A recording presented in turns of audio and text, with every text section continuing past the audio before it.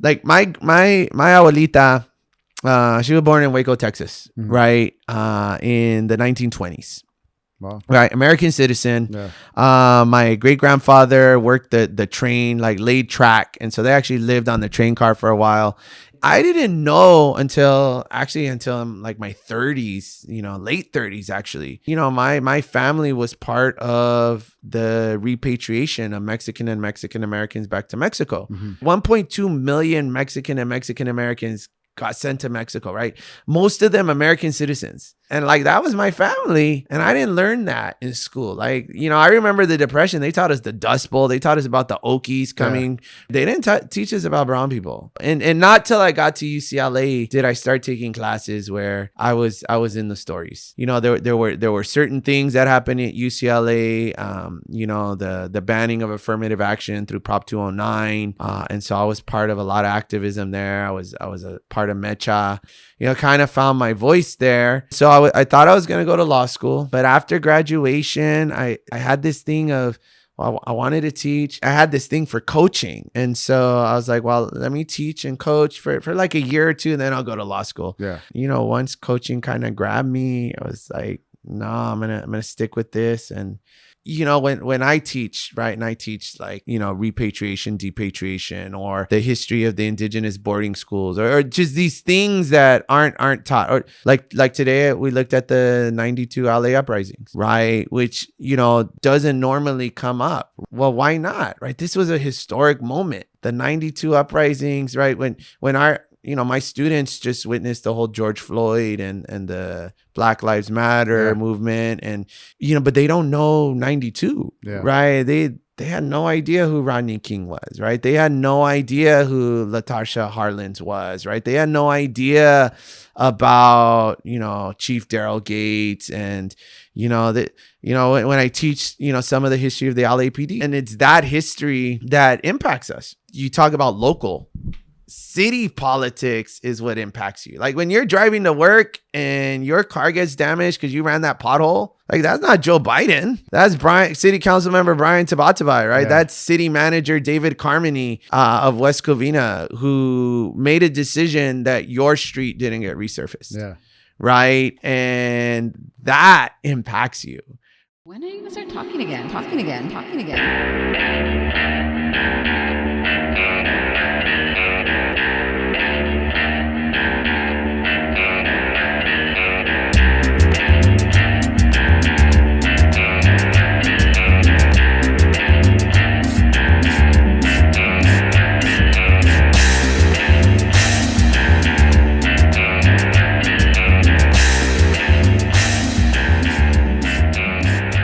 What's up, everybody? This is Fidel of Talking Again Podcast. We are here on another edition of the show, and my guest this week is none other than Brian Tabatabai. Oh man, thank you for having me on. Yeah. I haven't done anything like this before, so I'm excited, a little nervous. Oh no, I'm the one that's nervous, man. I was like, is he gonna? When I asked, I was like, is he gonna say yes? Is he gonna say no? I don't do that. I don't, that's not my thing. Oh man, you got to check in with the city. yeah. Well, actually, I'm sorry. By the way, let me do the intro again. Okay, let's rewind. Podcast with my guest, West Covina's City Council member Brian Tabatabai. That's right. Well, thank you. No, I mean, honestly, of all the titles, it's probably the title that means the least to me. Honestly, like I'm a dad, I'm a husband, I'm a teacher, and I'm a coach, and then I'm on the city council. Yeah. So are you still teaching full time? Yeah. So I teach full time at Almani High School, or El Monte High School. And I teach ethnic studies there, and then I coach football at Charter Oak High School, which I haven't made public, but this first time it's officially public. I am the offensive coordinator and quarterback coach at Charter Oak High School. Wow.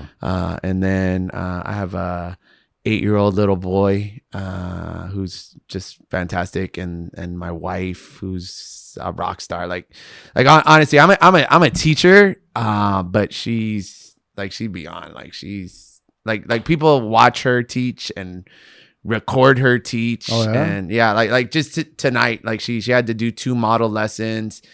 And I mean, she blows my mind. Yeah. So, yeah. She's the real MVP. Oh no, she's spectacular, man. Yeah. I mean, honestly, I wish she would teach at the school my son's at, because she's not Orangewood. Great teachers, by the way, but my wife, man, she's good. Does she teach here in SoCal? Obviously, right? Yeah, she's LAUSD. She's out of the classroom.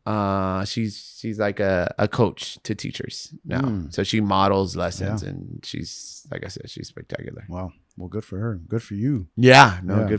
good for us. For I mean, us, like yeah. she makes For the our world better. youth. Yeah, For our youth, you know? definitely. So, coaching. You coached before at Charter Oak, and now you went back to it, or have you always? No, so I was I actually started my coaching career at Sierra Vista. Sierra Vista High School. Here in Baldwin Park. In Baldwin Park. And then I went to El Monte, and I coached at El Monte for a long time. You know, I it started off just as like a running back, defensive back coach. And then eventually I was able to become the offensive coordinator, quarterback coach. And then I've always been someone to kind of challenge norms. Yeah. Right. So I don't just, hey, on fourth down, you're supposed to punt. So, we instituted stuff. Like, we were one of the first teams in the San Gabriel Valley to go no huddle. We didn't punt on fourth downs. We went for 2 every time. My quarterback broke Pat Hayden. I don't know if you people know who USC's Pat Hayden. He held the San Gabriel Valley record for touchdown passes, 42 for a high school athlete at Bishop Amat. Yeah. And then we broke it. My guy threw for 44 touchdowns. He was number 1 in the state. And this is little El Monte, right? Yeah. So, he was 5'9", if that. And he broke every record. He was on Fred Rogan's Thanksgiving special with all these Division I athletes. And I mean, he was spectacular. It's just, God didn't give him height, which it was unfair, right? Because he was one of the greatest competitors and just spectacular. But because he was only 5'9", not gonna lie, because he was Mexican, that played a little bit into it. He didn't really get a shot after high school, but that's what I did. And I was at El Monte for a long time. And then, it was interesting because, we were a program that never had success. Yeah. And then we started winning, right? And then we won a league title. And then all of a sudden it seemed like, the community expected certain things that, just weren't there. Right. And so, some issues came up. We had a kid transfer in, who's a legitimate quarterback, wanted to play in our style. But then we also had some families that had been in the community and were like, hey, why is my son not starting? Yeah, right. yeah. And that led to issues. And so then, that kind of ended my time at El Monte.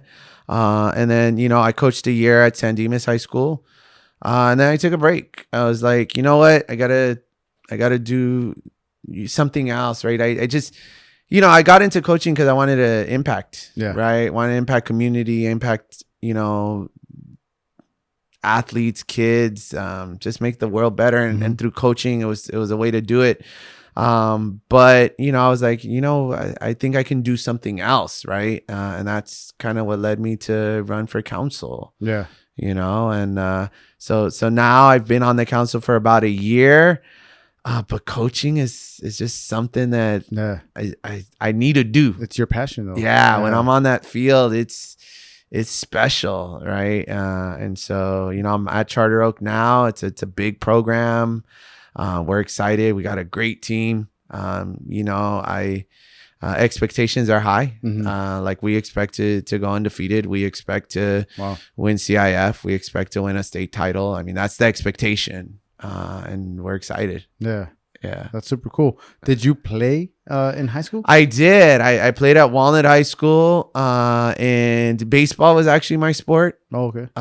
So, baseball, from the time I was 4 years old, I played baseball, but I did play football as well. But there was something about coaching football that is just different, right? Because I coached baseball too, and I don't know if it was because I played for so long. And then, so when I started coaching people and there were certain things I just expected they would know how to do, and they couldn't do it. And I was just like, well, like, how do you not know how to do that? But football was different, right? Because I wasn't the best at football. So I kind of struggled through it. So I had to learn it in a different way. And the way I learned it, I think allowed me to teach it. You know? And so, and then it just, I mean, football is different. You know, it's just that, you know, that you build a program. It's not individual, right? It definitely is a team thing, right? With, you know, baseball, you're on a team, but it's individual, right?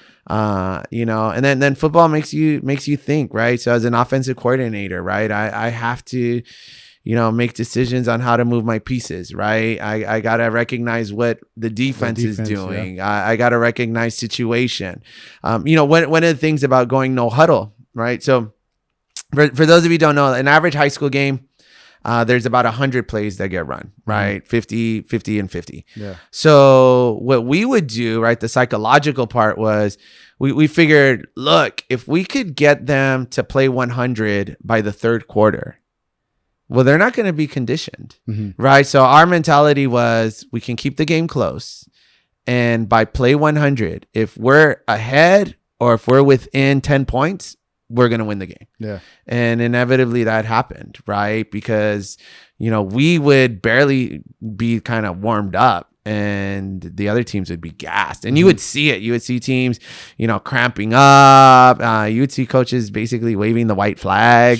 You know, it just because it was over, right? So something like that, though, you definitely have to condition the players for that, right? Yeah. Like you got to, I mean, we're doing the no huddle, but you got to like really get them physically ready and prepared for that. Right? Oh yeah, and here's the thing, though, right? It's you know, when we used to coach it normally with huddling and those, we would condition the heck out of the players, right? We'd have them run gassers and, you know, so after practice there'd be 30 more minutes of running. But when you run no huddle, your practice is at that pace. So we wouldn't do any conditioning, right? Our practices would be at such a pace that the players were ready to go, right? And so we did no conditioning, just the flow of practice. And guys like that, right? No one likes to run gassers, right? You like to, you know, sprint 40 yards for a touchdown. And that was something big too, right? And then our practices were way shorter. Right. I know the old school way you would coach, you know, you go 3, 4, 5 hour practices, you know, from just even talking to the staff at Charter Oak, you know, last year, you know, they'd have 4 or 5 hour practices. I'm like 4 or 5, like that's crazy to me. No, you know, we're going an hour 45. Oh, really? Yeah. But you know, we're so tempoed. We get so much done. Like we're efficient.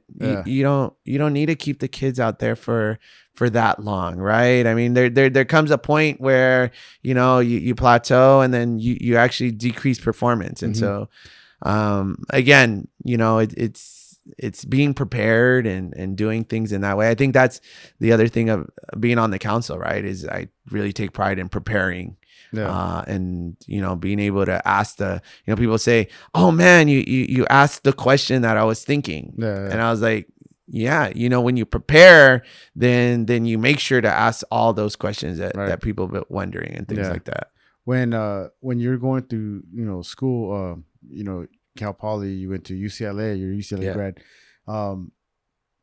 Did you know that this is what you wanted to get into? I mean, I know you taught social science, but did you know that you wanted to one day get into politics and maybe join the city committee? No. I wanted to be a writer. Oh. Yeah. So in high school, I you know, I actually didn't have, like, I had real low self-esteem, right? You know, I had some issues, you know, I guess you could call them dad issues or whatever. And so I didn't really feel good about myself. And then my senior year English teacher published some of my writing. And then he was working on a book, and, you know, one day he called me over to his desk and he's all, hey, I want you to read the, you know, first couple pages of my book. And I read them and I was like, oh man, that sounds like how I write. Yeah. And he was like, yeah, he's like, your style, you know, it's, you know, I you know, I took it basically, but you know, it was his words, but he used my style. There's no plagiarism. It was Right. just his, Yeah. You know, cause you know, I wrote, you know, I wrote like in fragment sentences, and I wrote with beat, right? So if you read my writing, it had a flow. It was, you know, I can't rap, but it kind of had that, right? You know, and then I didn't care about, you know, English conventions like writing complete sentences. I was just like, no, just boom. Like, how does it sound? Like if I read it out loud, what does it sound like? And so, you know, I got to college and I was like, oh man, I'm gonna do this writing thing, right? I'm gonna be an English major and stuff like that. And then my dad was like, what the fuck are you doing? Yeah. Like, you ain't gonna make no money. Right. Yeah. And you know, I was like, right. And so then I was like, okay, I'll be a lawyer. Right. And, you know, I took a poli-sci class, Professor Raymond Rocco. If you're out there, I don't know if you'll see this, but I took his poli-sci 40 class, and I was already kind of politically active, you know, when the riots happened in 92, or the uprisings, I don't like to use the word riot, but when the uprisings happened in 92, you know, I was a freshman, and that kind of woke me up a little bit. But then Prop 187, like really, you know, kind of opened my eyes to things. And then I got into UCLA. And when I got to UCLA, it was like, nah, like we're on the front lines here. And so then, you know, I Professor Rocco, and then he was just speaking in a way and teaching me in a way that, you know, I'd never heard, right? There were histories that I didn't know about, right? You know, I was at Walnut, and history class was boring to me, right? I wasn't in any of those histories. Like my abuelita, she was born in Waco, Texas, right? In the 1920s. Wow. Right. American citizen. Yeah. My great grandfather worked the train, like laid track. And so they actually lived on the train car for a while. And then, you know, eventually they got a house in Waco and things like that. And I didn't know until I'm like my 30s, you know, late 30s actually, that, you know, my family was part of the repatriation of Mexican and Mexican Americans back to Mexico. And I didn't even, like, my high school didn't even teach us that. Yeah. Right. 1.2 million Mexican and Mexican Americans got sent to Mexico, right? Most of them American citizens. And like, that was my family. And I didn't learn that in school. Like, you know, I remember the Depression. They taught us the Dust Bowl. They taught us about the Okies coming, right? But they didn't teach us about brown people, you know? And I was like, wow. And not till I got to UCLA did I start taking classes where I was in the stories. Yeah. Right. And then so, you know, there were certain things that happened at UCLA, you know, the banning of affirmative action through Prop 209. And so I was part of a lot of activism there. I was a part of Mecha.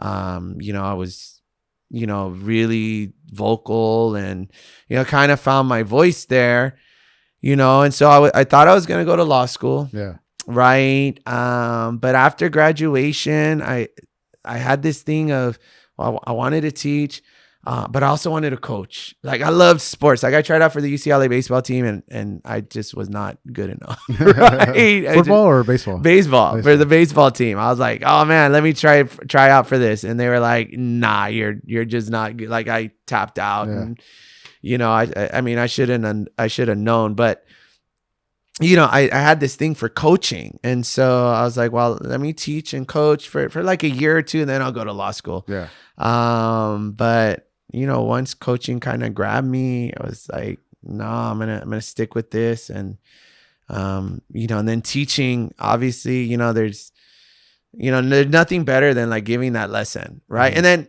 you know, when I teach, right, and I teach like the deep, you know, repatriation, depatriation, or I teach the history of the indigenous boarding schools, or just these things that aren't taught, or like today. Is that at a public school that you're teaching? Yeah. Oh yeah. This is a public school. Like today we looked at the 92 LA uprisings, right? Which, doesn't normally come up, right? But, it's like, well, why not? Right. This was a historic moment, right? The 92 uprisings, right? When my students just witnessed the whole George Floyd and the Black Lives Matter movement, and, which was part of, why I also ran for city council.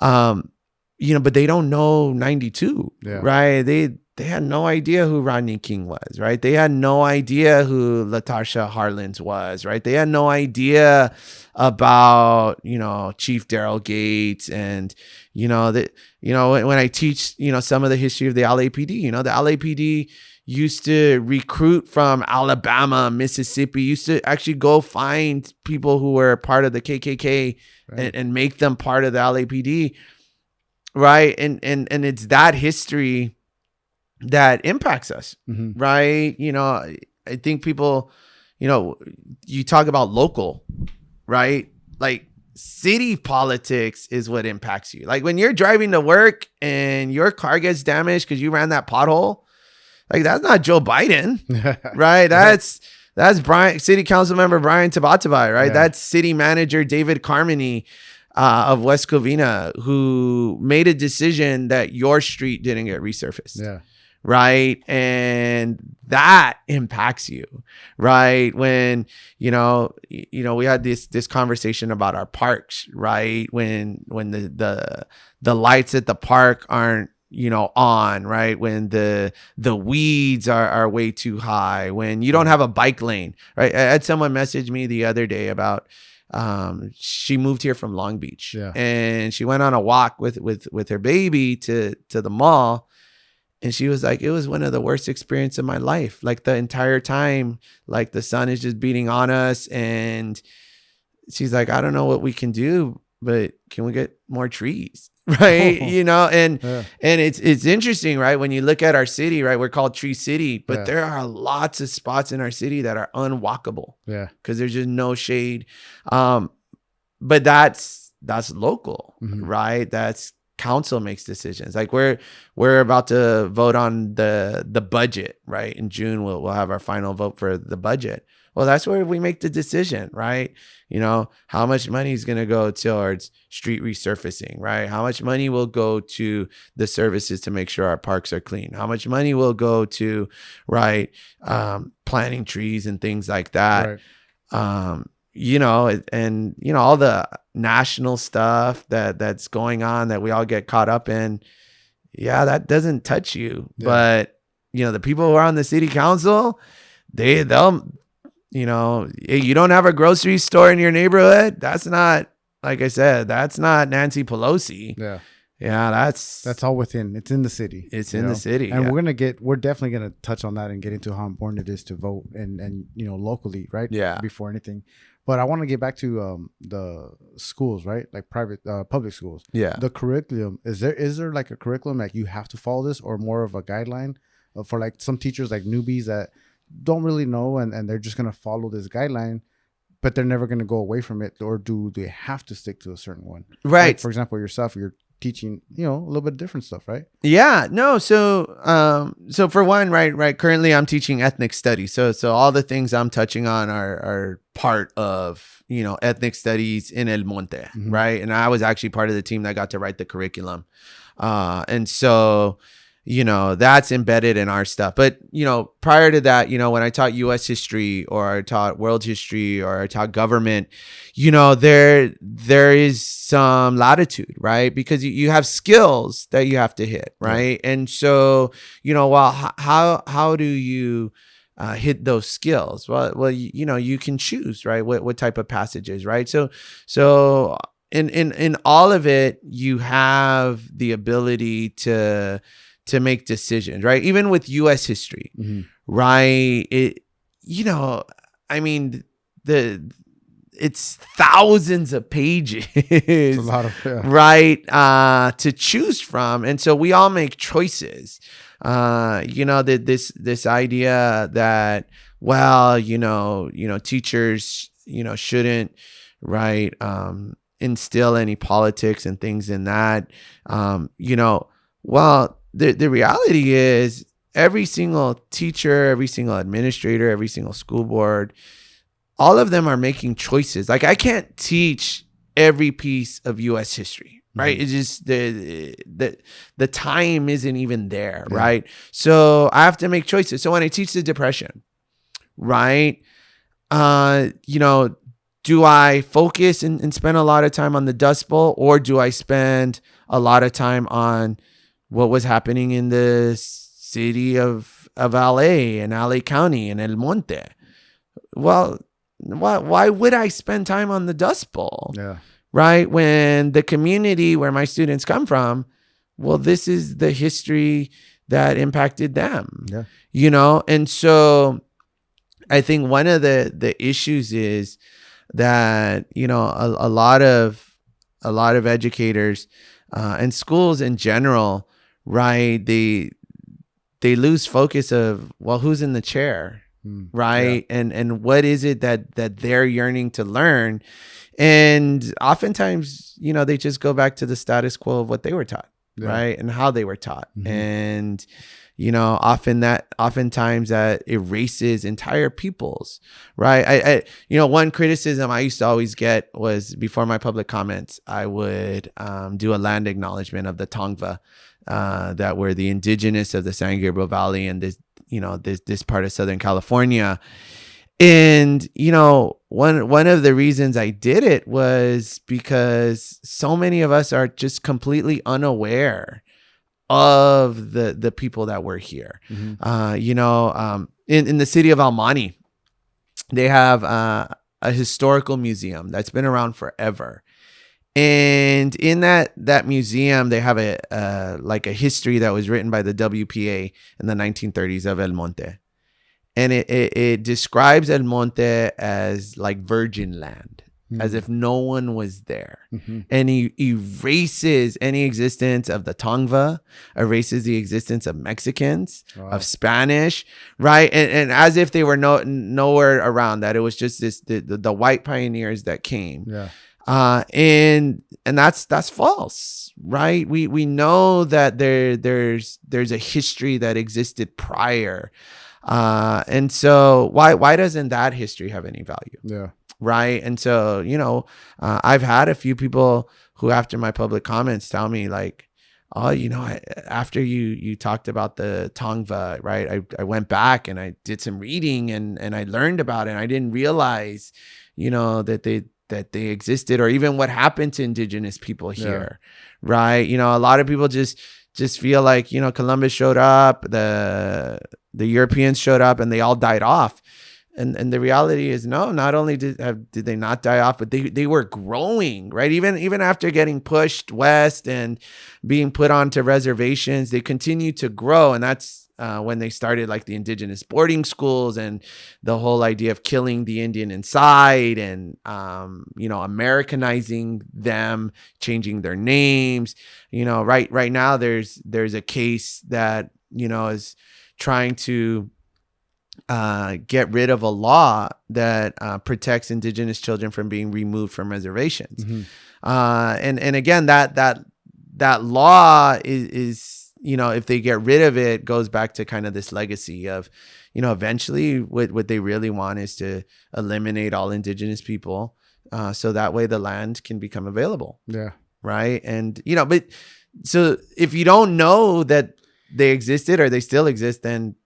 And I think that's a perfect example. Is like, for example, someone like myself, like this is all news to me. I'm taking this in like I'm in classroom right now. You know what I mean? Like, because it wasn't taught to me. Exactly. I came to school here in Manzanita, right down the street from here. Not that far, and we didn't learn any of that stuff. And I didn't go to college.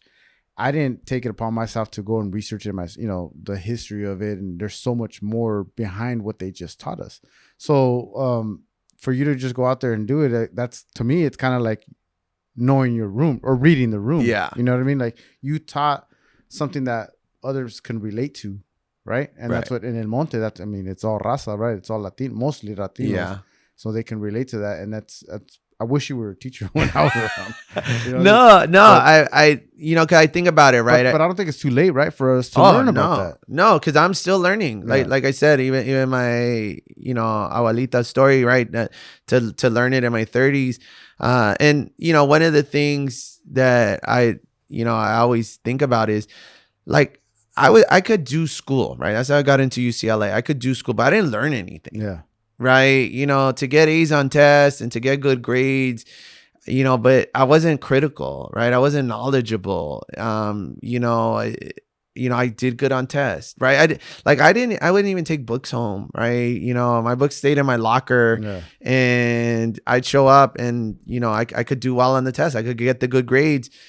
But nothing spoke to me. Yeah. Right. And so that's, when I'm in the classroom, I try to think about, how can I connect? I think one of the best parts of when we were on distance learning is I had grandparents sitting in on my classes, and sometimes they'd unmute and they'd tell their stories. I had some students that learned that their grandparents were braceros during the bracero program, right? During the 50s. Mm-hmm. And, I had one student who learned that their family lost their home when they built Dodger Stadium, right? They were part of that, right? That displacement, right? And so those parents would be like, oh man, we love your class so much, right? Because they said, we didn't learn this in school, but also you're talking about our family, right? I was able to have a conversation with my son about his grandfather because, he started talking about some stuff in your class and I let him know, oh yeah, that was, your abuelo. That's what he went through, or, for in El Monte, we also have, a pretty good Asian community. And they, oftentimes their history is erased, right? So we were able to talk about, on the anniversary of Japanese internment, right? And they didn't realize, right? There was a strong Japanese American population in El Monte that one day just disappeared, right? And so again, right? So you take a student who, again, maybe feels like, oh no, El Monte is all raza, right? And then they see like, oh no, we've had a space here in El Monte too. We're part of that history. When we talk about the berry strike, so in El Monte, Mexican and Filipino migrant workers, right, combined and went on strike. And it was one of the first farm labor strikes to actually be successful. And Cesar Chavez, often pointed to it as kind of this, moment in history. But right, even there, right, this, because in El Monte, right, there's sometimes conflict between the Latino and Asian community, but then you can see, we were unified, right? We came together, we won that strike. Or when we talk about the segregation, right? Because, at a point there was the Mexican school and then the white school. Well, the Mexican school wasn't just Mexicans. It was Mexican, it was Japanese, it was Filipino. Now it's called the Mexican school. Yeah. But, so they could see like, oh, we have this connected history, right? And, and then one of the things, right, I always tell the students too is like, when we see this history, right? Because a lot of times the critique is, oh, you're going to make them feel like victims when you're teaching this stuff. And I'm like, victims? I'm like, nah, I mean, we're powerful. Like we were put in a situation where we weren't supposed to come through, right? Like I'm not supposed to be a city council member, right? My wife who came from El Salvador, she's not supposed to be this rock star teacher, right? But no, we these were our realities, and we continue to push, right? So, I always talk about like when I go back to that long past, right? Where we talk to the indigenous, right? Yeah. So the situation with genocide, right? They were supposed to be murdered off. Not only were they not murdered off, but they had hope enough to like start family. Yeah. Right? Hope enough that in a society that was meant for their death, Not only did they not die, but they said, we have hope enough that this will change, that will bring kids in. Yeah. Right. And so when I tell my students, I'm like, man, when you think back to the ancestors, like that's power. That's not victim. That's like, man, like in my DNA, like I got this warrior DNA, and you know, we can push through and we can make a just world. And you know, that's what, when I think of that history, right, that's what that is. Yeah. You know, I really wish like that information is out there a little bit more. I mean, what, you know, it's there, right? Yeah. The information is there. You just got to seek it out. The problem is that no one's putting it out there for us, right? They like, it's almost as if it's designed so that you don't learn of it, right? You know, it makes, because I mean, I really I didn't know any of this. Where now I'm like, I'm gonna watch this playback and take my notes and start researching because I want to know more about it, you know. But I do feel like if it was out there more, would we have so much of this conflict, right, between like the raza, Asians? Would we have that conflict when if you go back and think about it, like we were all united at one point, we were fighting the same thing, the same system, so to speak, right? Yeah, no, and you know, it's interesting, right? Now that we, you know, because I teach ethnic studies, right? Ethnic studies is always under attack, right? And really, all ethnic studies is giving space for the other narratives, right? The other stories. And yet, right, there's so much pushback, right? There's so much, right? You know, people now are talking about this idea of critical race theory, and saying, oh no, you know, it's about hating white people and things like that. And it's about telling the story of our people. One thing I always tell, you know, I tell my students, but I also tell other people is, you know, there's a reason why, you know, my son, who's in second grade now, when he was in first grade, he learned about George Washington, right? He learned about Abraham Lincoln. He learned about those people because American society understands the importance of learning about your history and your forefathers. Yeah. Right. So it is important that my son learns about his forefathers. Right. You know, he doesn't come from the George Washington lineage. Right. He has a different lineage. But just like it's important for, you know, people to learn their histories, what's important for our people to learn our histories too. Yeah. And it isn't to say this history is the better history and this history. No, we should all learn each other's histories. Yeah. Right. Like I feel that because I went through the K through 12 system, right, and I learned the histories that were, you know, the what they call American history, or the norm, right? You know, well, okay, I know your history, right? Do you know mine? Yeah. Right? Can you speak to mine? Right? So I feel like I'm kind of like the person who knows 2 or 3 or 4 languages, right? Right? Yeah, I can speak English, right? You know, but you know, Spanish, Farsi, right? These other languages, you know, right? That opens up the world in such a broader way. Like, why wouldn't you want to learn those things, right? Like, you know, I embrace learning American history, right? And I learned all of that, but I embrace learning the whole of American history. And then there's so much in it. And it's, again, I think so much is like, we play this zero sum. Like it's winners or losers, right? And it's not that, right? It's the value in learning everyone's story. And so, you know, is there not late? Like I'm still learning. You know, there's so much stuff I'd like, oh man, I didn't know that. And then I go down the rabbit hole, right? Like you're gonna go down.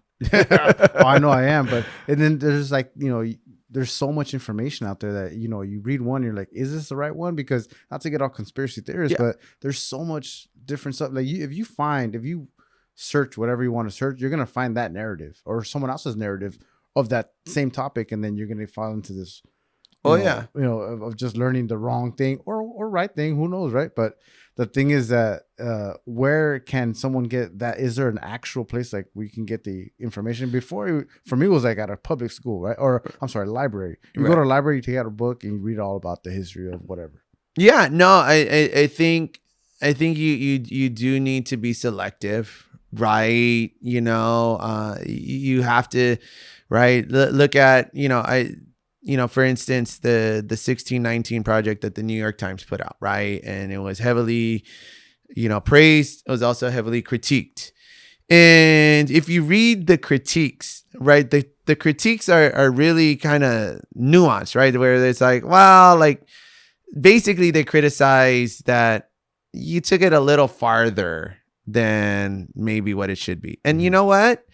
Any histories you read, you're going to come on a certain side of it, right? Like whose narrative do you want to put more weight towards, right? I was reading a book right now on George Washington and the Indians, right? And when you look at it from an indigenous perspective, right? If you're looking at it from the native perspective, hey, George Washington's not a good guy. Yeah.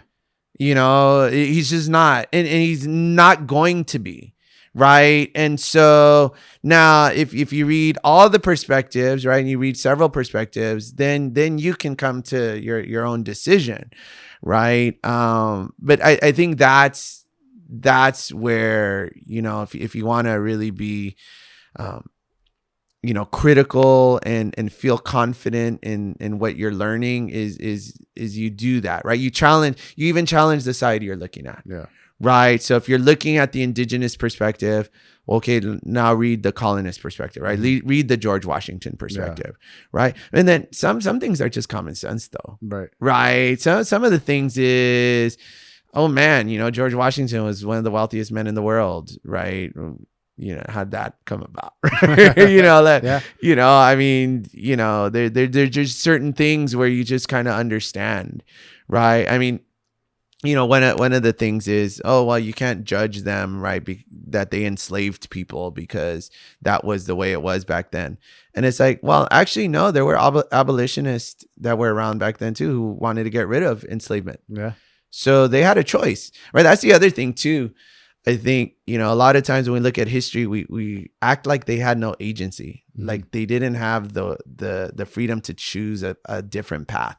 And they did. Yeah. Right. Just like today, right? We're choosing sides, right? And history will judge us, right? History will judge, right? Some people are, that's why they have the saying, right? Are you on the right side of history? And we all are making those decisions, right? I think one of the things that I hope, my son and my grandchildren look back, they're like, okay, grandpa, dad, he made the right choices, right? I think that's what we're all trying to do, right?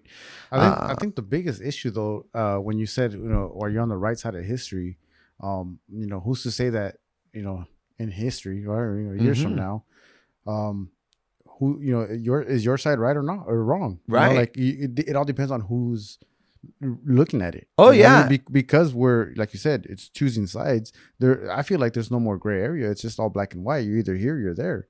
Like choose which side you want to be on. Right. And is there a right or wrong? Well, who knows? I think this is where, we kind of ask ourselves, are there some universal truths of humanity, right? I think,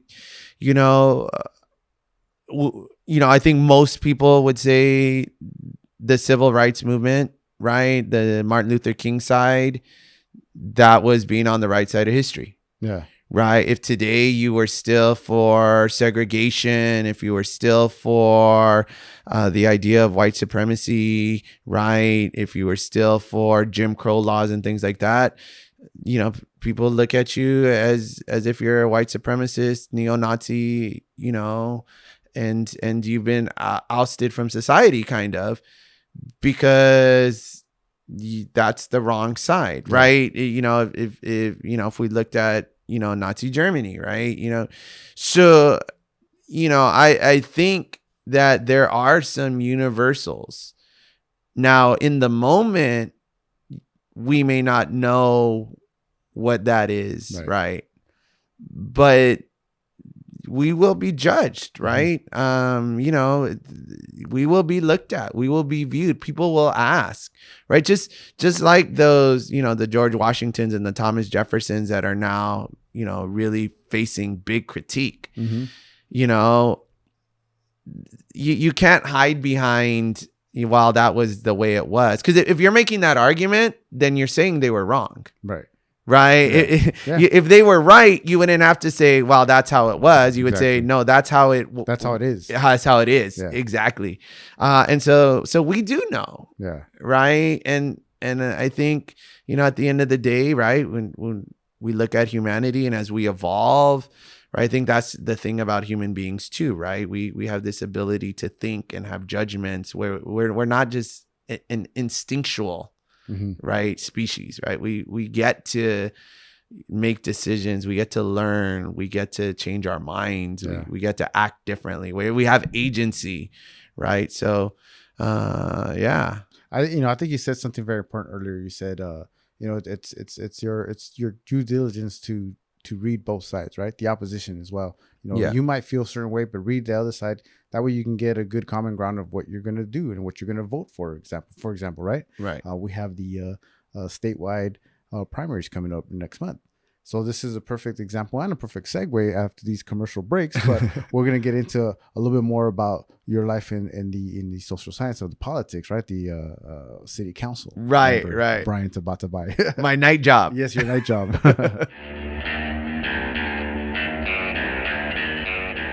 All right, I hope you're all enjoying the show. I just want to take a brief moment to remind you guys to hit that subscribe button if you haven't done so already. If you guys prefer to listen to this instead of watching, the show is also available on Google Podcasts, Spotify, iHeartRadio, Anchor. Now let's step into it.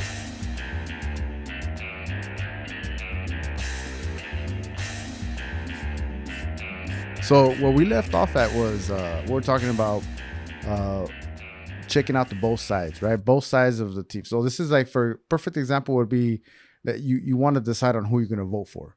So let's check, for example, this is a good example.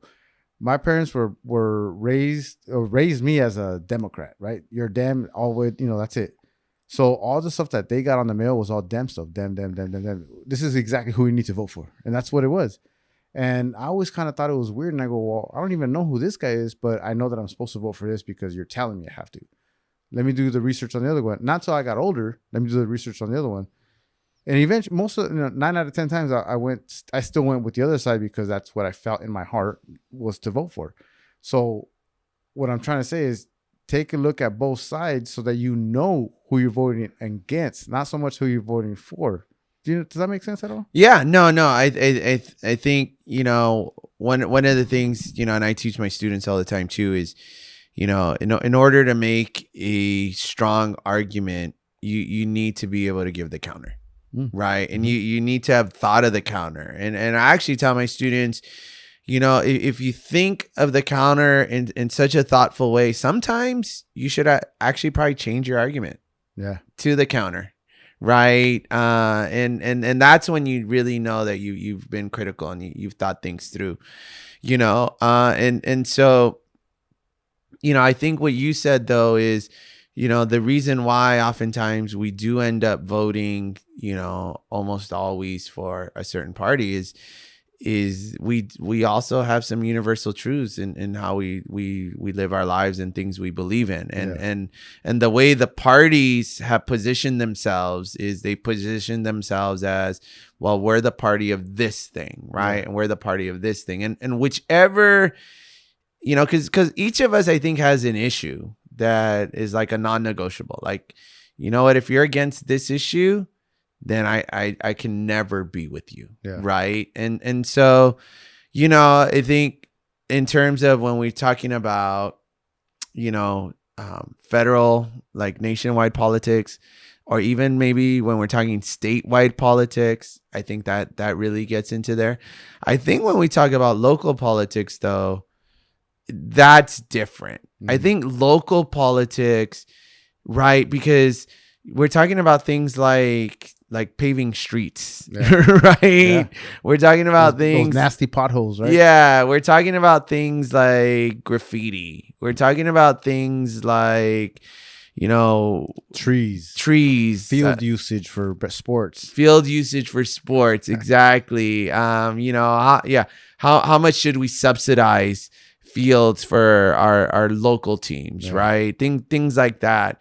And that's not on any party platform, right? The Democratic and Republican parties don't put out, all right, this is our feelings on sports fields, right? No, and so I think local politics, I think one of the things, if I'm voting in local politics, I'm asking myself, well, the person I'm voting for, how much blood do they have in the city I live in, right? How much skin do they have in the game, right?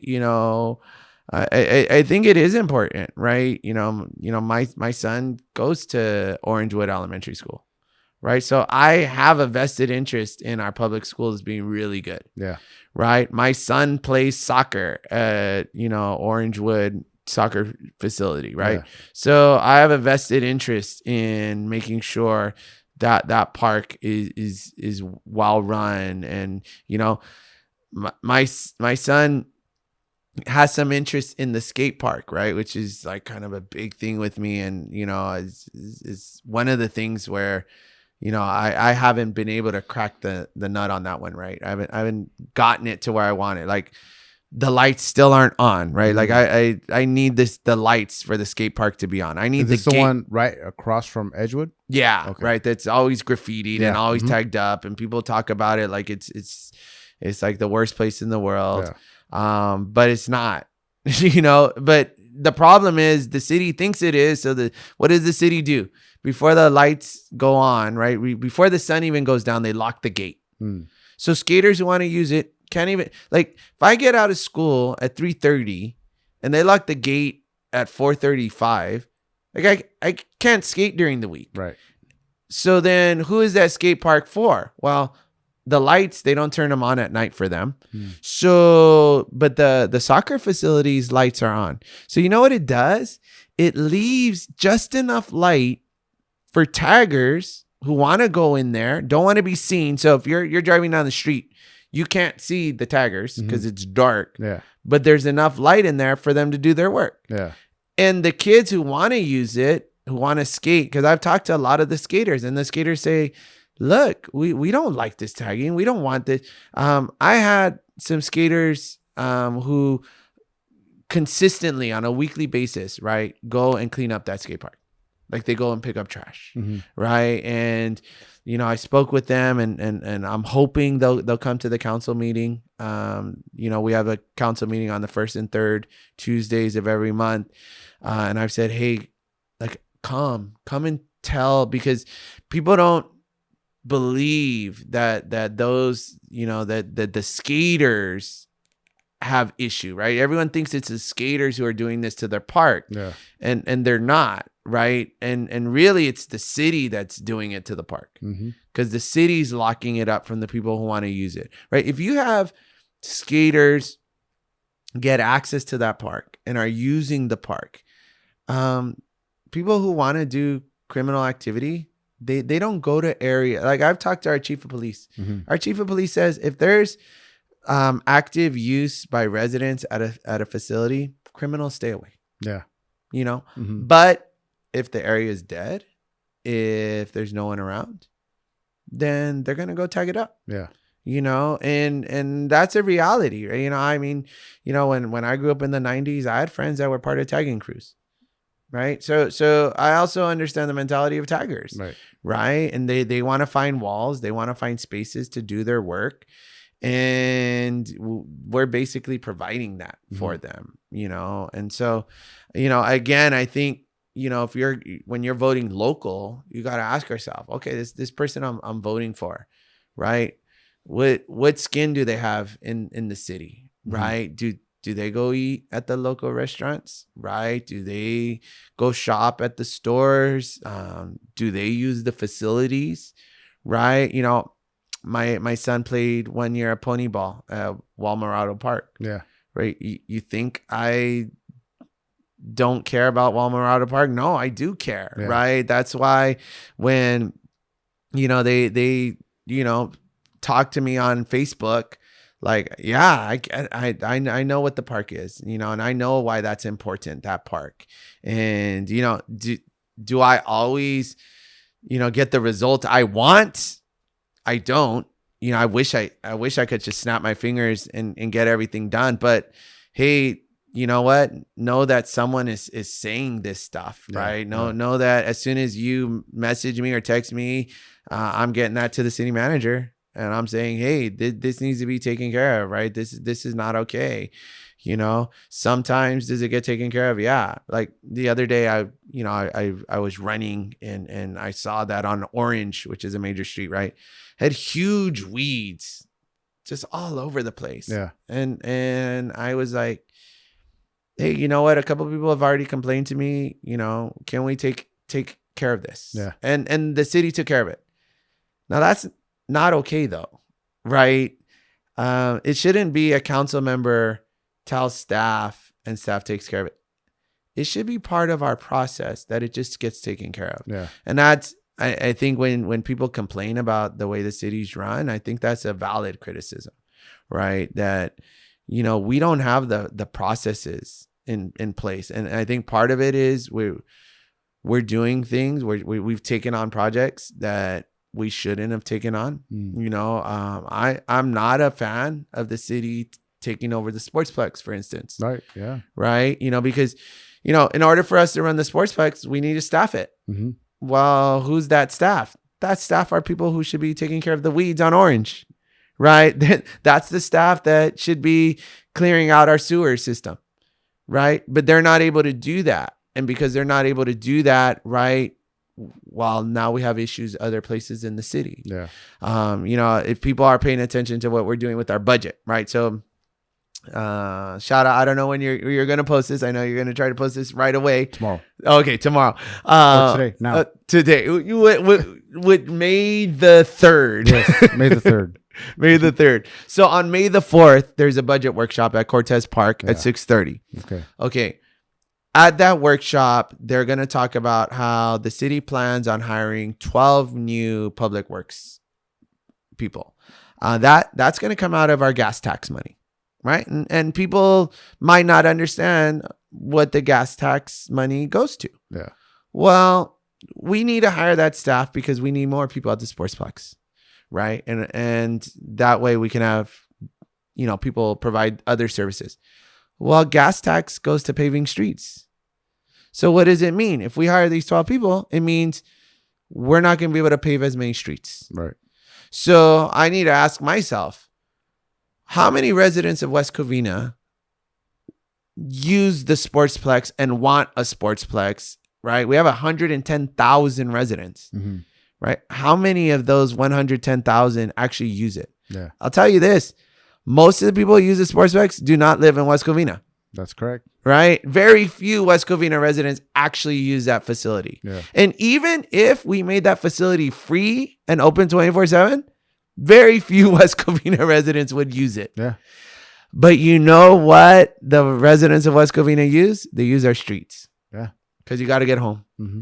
So here's the deal, right? If I'm a resident of West Covina and they're saying, look, we're going to trade paving some of your streets so we can maintain the sportsplex, I'm like, no, fuck that. Yeah. Right? Yeah. I'm like, nah, I want to make sure when I'm driving home that I don't get a flat. Right.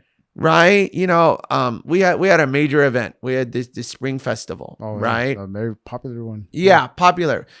But was it very popular to the 110,000 residents of West Covina? Right. I mean, nope. I know residents of West Covina went. I heard the chatter. Right. But read. I should you read the chatter. But a lot of the people that came were out of the city. Right. Yeah. Right. And I'm not saying let's not have those events. I think those events are important and cities should have those for their community. But the amount of resources, right? I mean, again, I always talk to residents. I'm like, look, we have trade-offs, right? I think what frustrates me with some politicians is, right, like they always give sugar. Mm-hmm. Right. Oh yeah. We'll hire 1,000 police officers. We'll make sure every street is paved. We'll make sure your taxes never go up. Well, that's bullshit. You can't do that. Yeah. Right. So I'd rather say, look, I was having a conversation about access to the sportsplex. Right. One of the teams was like, hey, it's $45 an hour for our team to practice. That's too expensive.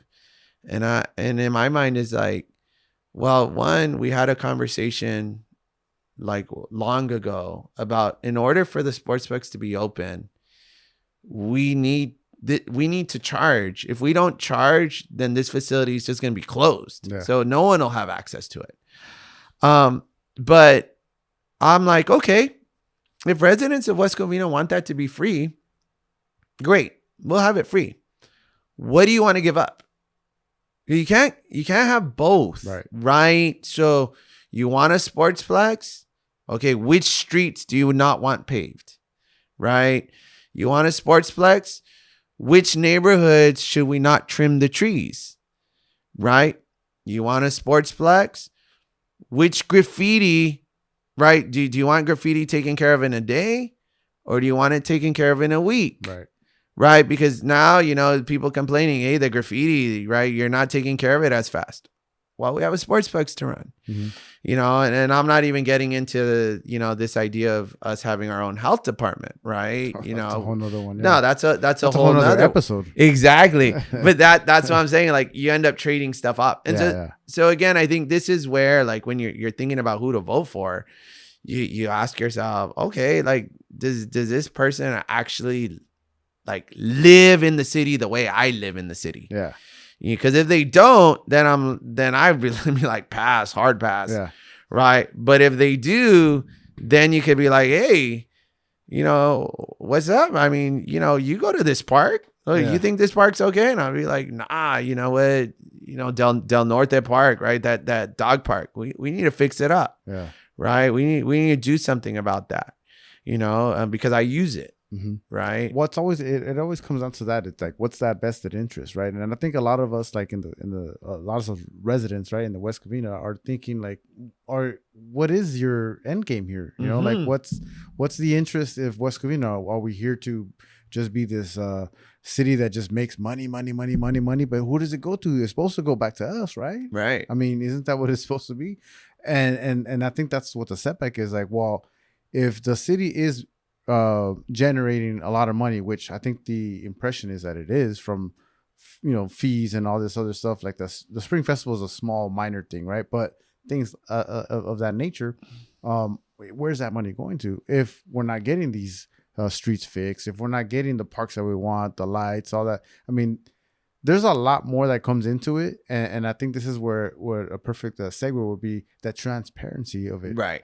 Right. So we're always asking where. Well, yeah. That's the question. Like, where is it all going to? Well, see, I think that's the part where there isn't transparency, right? So like a spring festival, the city lost money on that. Right. Yeah. Or, we could say lost, or we could say the city subsidized that event.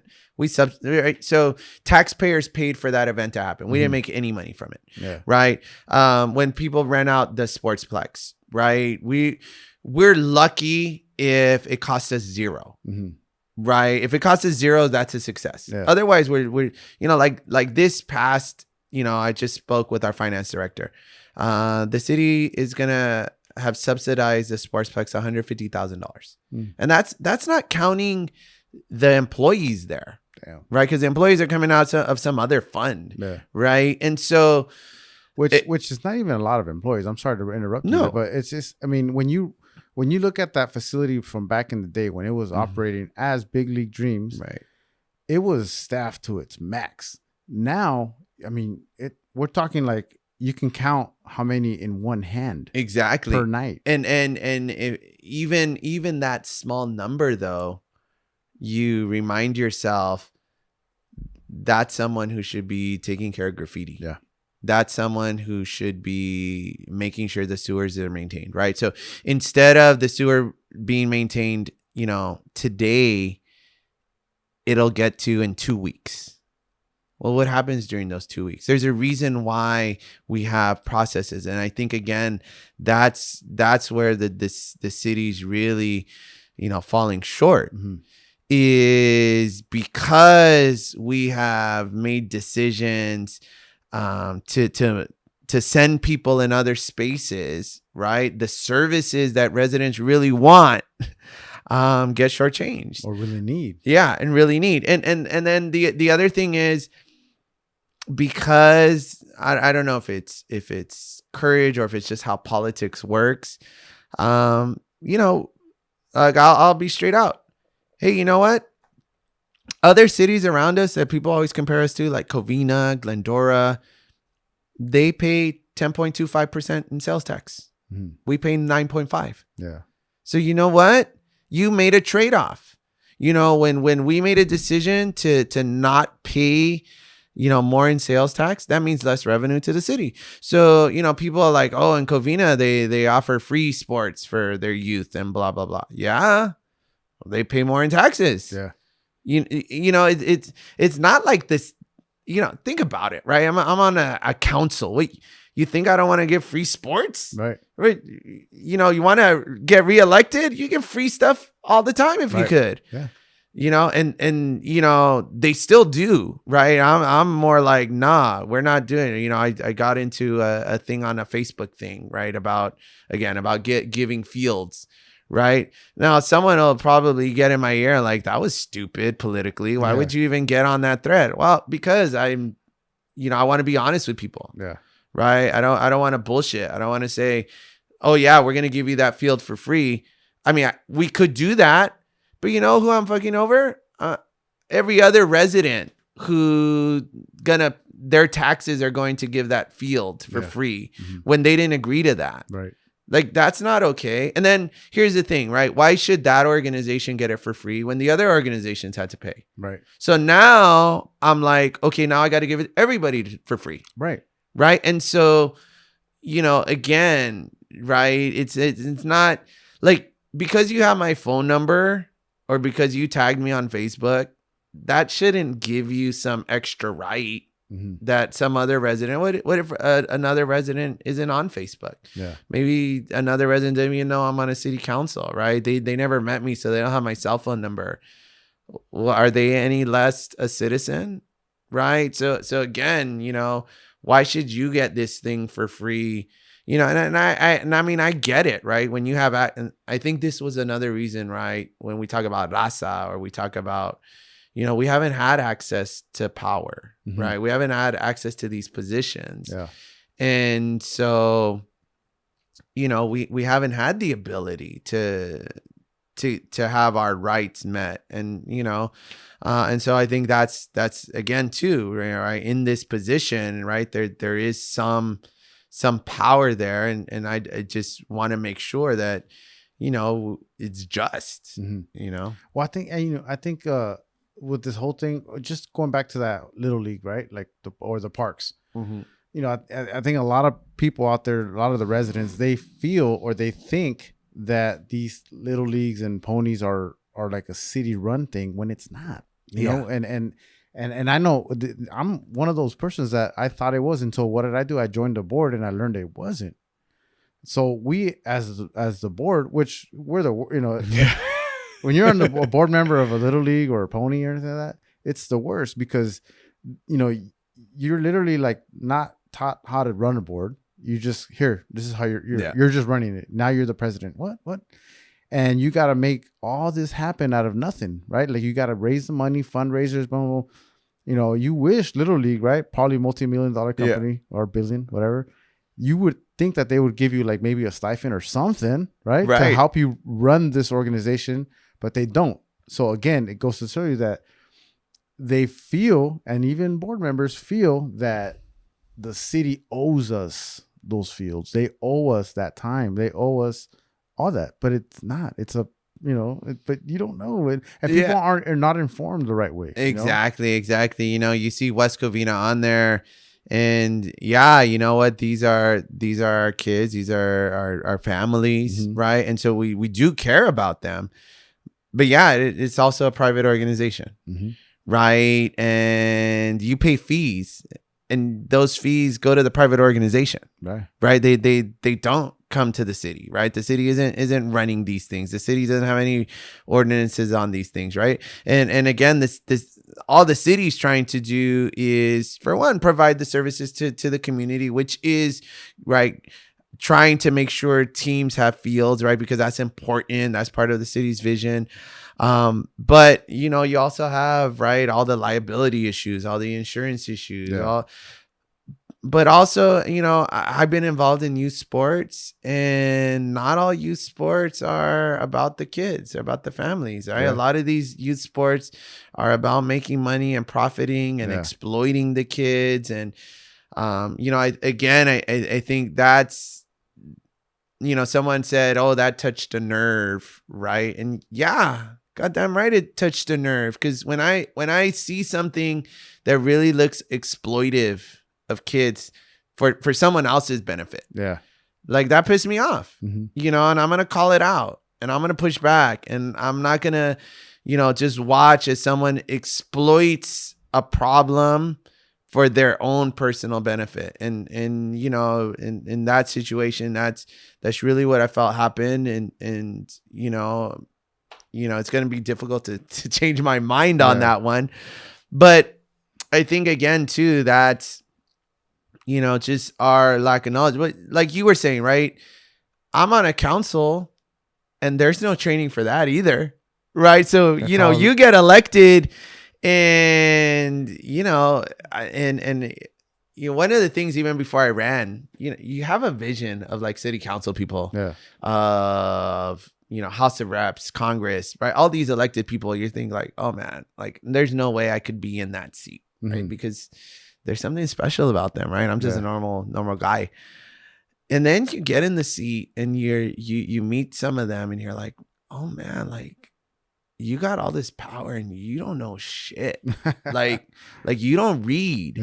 Like how are you in this position making decisions that impact lives? And I know you didn't read what we were given. And you know, it, in a way, it was disheartening. But in a way, it's like, hey, you know what? All of you out there, if you're considering running for any elected office, you got what it takes, right? Because it don't take much. You know, we talked about like, okay, so like I'm thinking same thing. I could never be someone up there. You know, I don't have the credentials for it. I don't have the experience for it. The only thing that I would have to offer is probably like something that you have, is passion, right? Like I love my city. I love where I'm at. I want it. I want to see it progress. I want to see it get better and better and better. But that's all I have. But maybe it kind of sounds like that's all you need, right? If you have that, maybe that's the right direction. And then you'll learn the rest on the fly. Oh yeah, no, I think, you know, that, you know, I think, you know, first and foremost, you want to serve, right, the community. And I think if you have a passion to really do what's best for your community, then I think that trumps everything, right? Because there's a level of responsibility you feel like I can't let my community down, right? This, you know, I'm not only do I represent, you know, the city, but like there's a lot of people counting on me, right? And you know, they gave me the privilege, right? You know, again, it, like every time I sit up there, right, I'm like, man, you know, it's a privilege to be up there, you know, and you know, I don't want to fail, right, my community, right, and then too, right, I think about, right, you know, I have a son. Right. And, you know, who am I to this little boy? Right. And, you know, you can't go in there, you know, unprepared. Right. And I think that's it. Right. You know, you're serving the community, and because you're serving the community, you're going to make sure you're prepared. Does that mean you're always going to make the right decision? No. Right. Because again, what is the right decision? Right. You know, I might vote a certain way and people might not agree with it. And I think the one thing I'll say that I'm most pleased with is that people who disagreed with my vote have always told me, well, at least I understood why you voted that way. I didn't agree with you, but I understood it. And so, right, because even I think one of the more controversial votes is when I voted in favor of the DA, right, Gascon, right, and the council voted 4-1 on no confidence, but residents said, look, man, I don't agree with you, but at least I understood where you were coming from. I wasn't surprised, right? And I had residents who came up to me and said, I'm glad, right? Because I also am in favor of these things. And I'm glad that someone spoke to it and someone made the argument for it. And because, hey, you know what? The reality is, he was elected. Millions of people actually are in favor of these things. And even though there's a portion of West Covina that's against it, and maybe the residents, the council that voted right in that way represents them, well, there's also, a portion of West Covina that is represented by my vote. Yeah. And one of the things I want to make sure is that I represent those votes clearly to those people, but also to the people who disagree with me. Right? Because they need to hear that side. So my job on the dais is to speak for the people I represent with my vote, right? Yeah. If it's a yes vote on something, that I clearly articulated why I voted yes. And that way people, especially the people who are against my yes vote, they heard the argument, right? And that's, again, I think, one of the things, like, if you're going to be on that dais, you better be able to tell people why you voted that way and make it clear, and they'll respect it even if they don't agree with it. Even if they don't agree with it, exactly. Yeah. Well, that's perfect example or definition of one of your, I guess, taglines in your Instagram profile is voice of the people, led by the people. So you actually have an ear, and when I say ear, I mean check out on Facebook West Covina Buzz. That's the forum that's most popularly used, right? I guess. Yeah. And you get a lot of that chatter from there. And that's where you hear a lot of your residents. Obviously, they call you too, right? And they text you. And, you probably get emails like crazy. But that's a perfect example of it. You're a voice of the people, and then it's led by the people. Yeah. So. Yeah, no, definitely. And I try to engage as much on social media, right? I'm part of as many of the Facebook groups, West Covina Facebook groups, as I can be. Yeah. And I engage, and I don't just, like I said, engage to tell people, what they want to hear, right? I think that, my position is also to tell people truthfully, what is possible, what is not possible. One of the big debates too is like on homeless, right? People are always like, well, why don't we just, enforce camping laws or, do what other cities are doing. And the reality is, for one, a lot of what people believe other cities are doing, they're not actually doing. Right. But two, I tell people all the time, look, if you want us to be able to enforce certain ordinances, then we need to have shelter. Yeah. And if you don't want to have shelters in West Covina, then this is what the law is. Like, I coach football, and there are rules. And even within those rules, officials view the rules the way they want to view them. Yeah. And I can bitch, I can complain, I could say you view that rule in the wrong way. Doesn't matter. I don't have the flag. Yeah. They do. And so if it's up to me to adjust, right? And I can spend the whole game in that official's ear, but at the end of the day, when my team loses, it'll be my fault. Yeah. That I didn't adapt and I didn't find the strategies to be successful. Right. And again, with issues like when it comes to homeless, right? It's okay. This is the rules have been set down. Right. And so are we going to adjust in order to create the society we want to create based on the rules that are in place? Or do we want to just talk about this fantasy land that doesn't exist? Right? Because either we want to solve the problem or we just want to complain. One of my favorite quotes comes from the late Pat Tillman. Mm-hmm. He played in the NFL and then was an Army Ranger and got killed in Afghanistan. But he said, I hear all this bitching, but I don't see the baby. Yeah.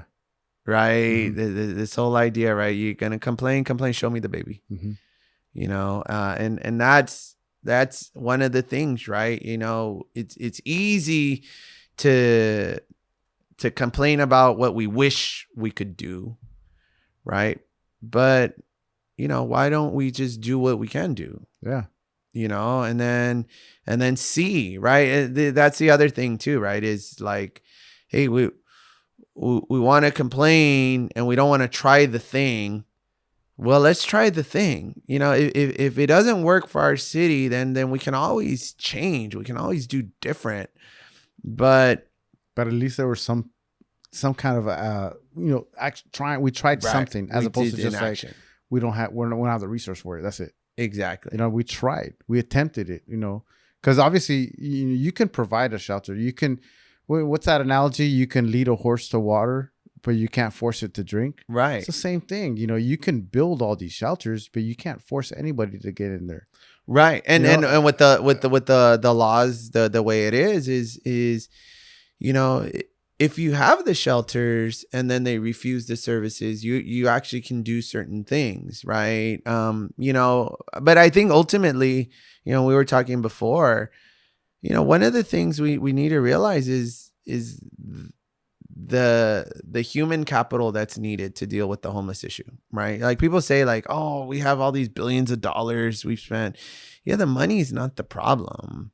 The problem is we don't have enough people to go do the work, to outreach, to give mental health support, to give drug abuse support, right? They're just not available. Yeah. And that work is hard. And we don't respect that work. Mm-hmm. Like we don't pay people to, people who are doing those jobs are not making enough money to survive. Yeah. Right. I was talking to someone who, the director of LASA just resigned mm-hmm. because a lot of the employees were making barely enough money to not be homeless themselves. Oh, geez. Right. And she wrote this long piece. And so again, but we don't want to pay that. Yeah. Right. We go back to other things that we say, like, things like teachers, right? And we talk about like, well, we want great teachers. We want, yeah, but we don't pay that type of work, right? Or we complain, we get a lot of complaints about, well, public service employees, look at their retirements, right? Oh, look at how much it costs cities. Yeah, it does. Yeah. Right. And we're dealing with it as a city. But you know what? When someone goes into that public service, they've sacrificed a lot of money themselves, right? Because you can make a lot. Like most of my family works in the private sphere. Yeah. I mean, I have family members that make millions of dollars a year. When you go into the public field, you sacrifice that.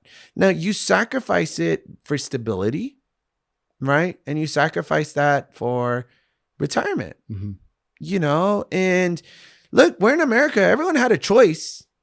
Like the people who decided to go into the private sphere, you chose that. Yeah. Just like people who chose to go into the public sphere chose it. We all had those choices. To then later criticize me that, oh, wow, look at how much you're making in retirement and I don't have that. Well, we had the choice, yeah. Right? Like I complain when it's time for grades, right? And I'm watching my best friend who's a PE teacher and like, I have to grade papers. And he's like, well, when we got in the credential program, you checked that box. I checked this one. True. Right? And I'm like, at that point, I'm like, yeah, you got me. Yeah. I could have chose that box. But you're right. Like, like we make those decisions to become a certain, let's say, you're applying for a job, right? This one pays a lot more. You're going to go for that one, right? You may have a better lifestyle over here, right? Peace of mind, freedom, but you chose most of us are going to choose the money, right? Because we want to pay, we want that lavish lifestyle, or maybe not so lavish, but we want to be able to afford certain things, right? And I think most of it is derived, decisions that we make are derived by the money. Yeah. But then at the same time, when you want certain things, like you're saying in the city, it's going to cost you some money. It's going to cost money, and everything revolves around that green. And right. Really, I mean, there's no escaping that. We live in America. That's what it is. Yeah. Unless the community somehow is going to go, hey, let's start this organization, and for free, all right, for free, we're going to go out there and volunteer our time, and we're going to make it work. Right. But that just it's not going to happen. I mean, that's a fairy tale, isn't it? Yeah, no, but we do have some organizations. We have some great organizations, right? Kiwanis just did the Easter event. Yeah. Lions Club just did something where, they recycled glasses, and they do. So we have some great service organizations, right? And, those are important. Those drive cities, and, but if you're talking about, the type of services that residents are talking about, it comes at a cost, right? And again, we can provide every service you want, but let's also be honest of what it costs. Yeah. Right. And people also get paid a wage to live on. And again, you can argue no, that job, that profession shouldn't get that pay.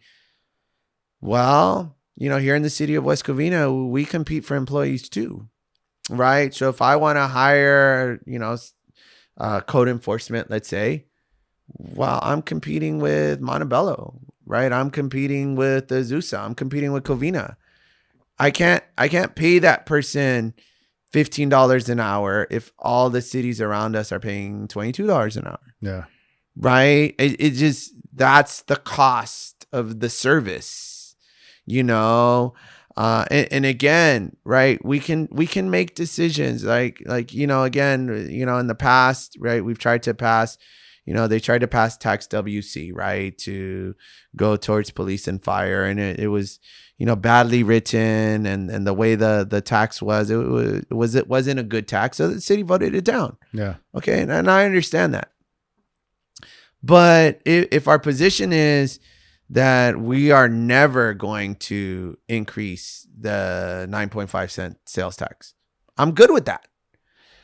But don't then compare me to other cities that charge a 10.25, right? Because, you can't say, well, you know what, before they had that 10.25, they were doing all these services. Okay, but they were sacrificing other services that we give to the residents. Yeah.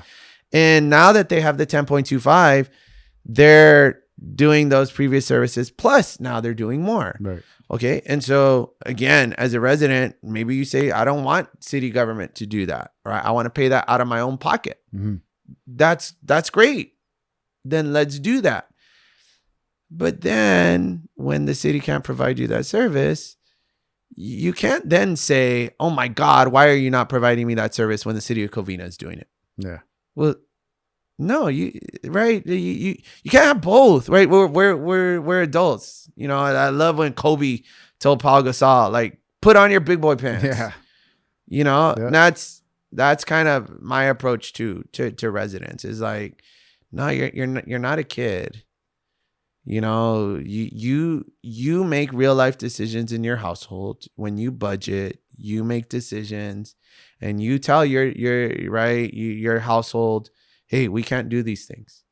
And as a city, we do the same, and we listen to you. And some of my votes, right, and based on who I'm listening to, right, get me either to vote yes or no. But that's what we do. Yeah. Right. And so, ultimately, hopefully that comes across. But like I said, I'm maybe politically it's not good to do, right? Yeah, but at least that's how I want to be talked to, Well, that's that's the way to do it. I mean, it shouldn't be just like an adult thing. I think there's no reason why our youth shouldn't learn about that stuff at an early age, and that doesn't have to mean that the school that they go to has to teach it. I think us parents, we need to start talking to our kids about that. Yeah. And I don't know what the age limit is or the age should be that you start speaking to your kids about certain politics and way of voting or but I think the conversation has to be had we have to have that conversation. Yeah. You know what I mean? Because if they know about that at an early age and you start, I'm trying to think of the word that everybody's using right now. Systematic, right? Like a systematic thing. If we teach them now at an early age of how important it is to vote and to do your research and do it the right way, because it's going to make an impact in your life. Not now, but later. Yeah. You know what I mean? No, definitely. And I think, again, right, it's, the vote does matter, right? I think we were talking about before, where you feel like, oh, our vote, who's really paying attention, and, I voted for so-and-so and this thing didn't happen. Right. But, again, I go back to, okay, maybe this person you voted for isn't doing the thing, but there's other ways also to be politically active besides voting, right? There's being part of organizations. There's speaking at a city council meeting. There's getting a group of parents together and going to the school board and saying, no, we want this thing. Yeah. Hey, getting together on the PTA, right? I mean, there's just so many, like before I was on a council, like I was politically active in different things that had nothing to do with getting someone to vote for me, and so, again, right, even being a coach or being a teacher, right, you're impacting your society, right? You're impacting your community, right? You being president of the Little League, right? I mean, how much impact you had there, right? You being a coach for teams, right? Yeah. So there's all these ways we can impact and create the community we want. And I think that's something too we need to get to our kids, right? It's, yes, right, voting is important, right? Being politically active is important, right? Being conscious of what's happening around you is important, right? Being involved with people, creating relationships, creating friendships, right? Having, groups, right? All those things have important, right? That's why, when I go to, my kid's soccer game and I see, right, the president, and I see the coaches, and I see all the parents, and I see everyone involved, right? It's like all of those people, right, are power players, right? All of those people are making the community better, right? Like I got this silly title called council member, but I don't have it, any more impact than, the families that show up to the kids' game. Like I'll be honest, like, my parents didn't used to go to my games, right? And, I wish they would have went to more of my games, right? So every time I see the parents at their kids' games, I'm like, you're making the world better. I mean, really, right? If you the parents that show up to open house, because my mom was always at open house, but my dad wasn't always, right? He worked a lot, but that's important. And you impact your kids that way by showing up, right? And so, I think those are big things. 100%, man. I agree, because I push that all the time. Is it's our youth, it's our kids. It's what we're teaching, it's what we're leaving behind. Some of these unfortunate kids that are acting a fool, knuckleheads. It's probably because they didn't have the right, grounded parenting at home. So I mean, I don't know. I think you're in the right path, man. I think you're doing everything great. You're passionate about it. You're going 100%, 100 miles per hour. Trying. And then I honestly thought that you were full-time, like, council member type of thing. This is part-time. This is your night job. Yeah. So on top of his, he's a husband, he's a teacher, a sports coach, as a father, and he decides what's going on in your council. Or actually, he has a voice. I have a voice. Decide. Yeah. I'm one of five. One of five that makes Yeah. decisions in the city.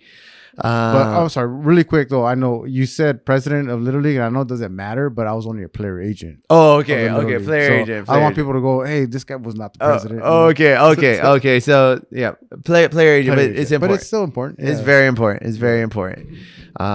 You know, and I think all of those roles are very important. Like the things can't function without, you know, people deciding to step up and getting involved, right? And you know, you mentioned all the things that I do, but you know, I mean, ultimately, like I think we talked about earlier, you know, part of it is also selfishness, right? Because it feels good to serve people, right? You know, when I'm on that football field and I see my athletes, you know, have success, like I feel good, right? It feels good to be a part of that, right? You know, when I see my students, right, you know, have that light bulb go on, or you know, they'll come back to me, you know, I had, you know, I was at a funeral at one of my former football players just this past week, right? And it was, you know, it was a pretty devastating event, but I saw these kids that I coached, and it was, you know, they were all from like the class of 2009. Yeah.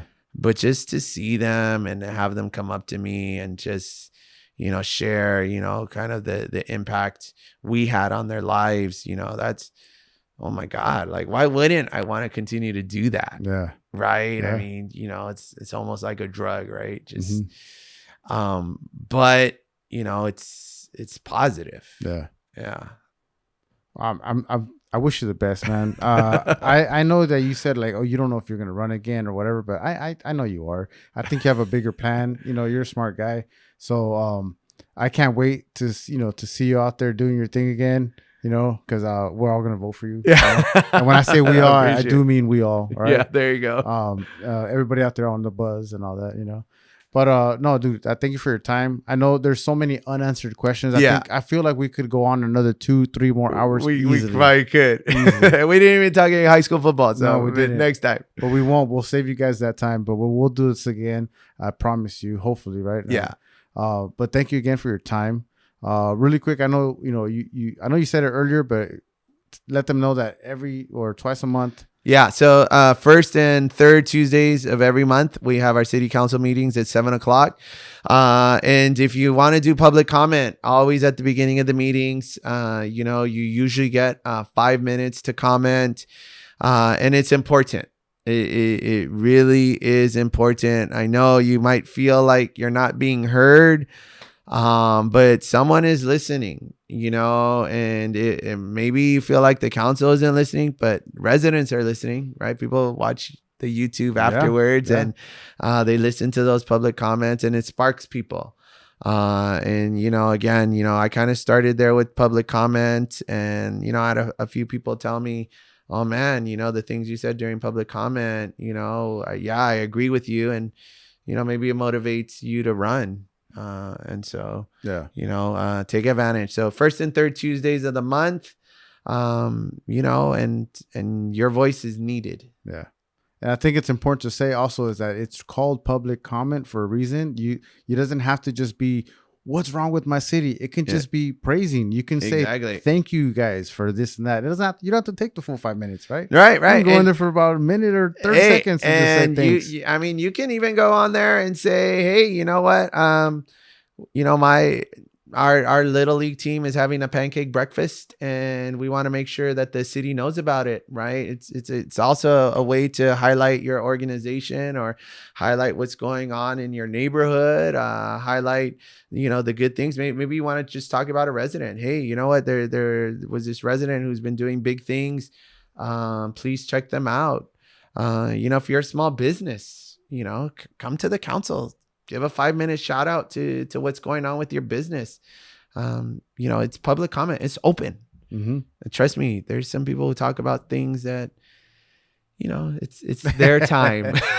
I'll just say that. Who needs a reality show when you have, right? Exactly. But no, you guys, thank you guys very much for tuning in. Thank you, Brian. I appreciate your time. Thank you. And we're out. We're out.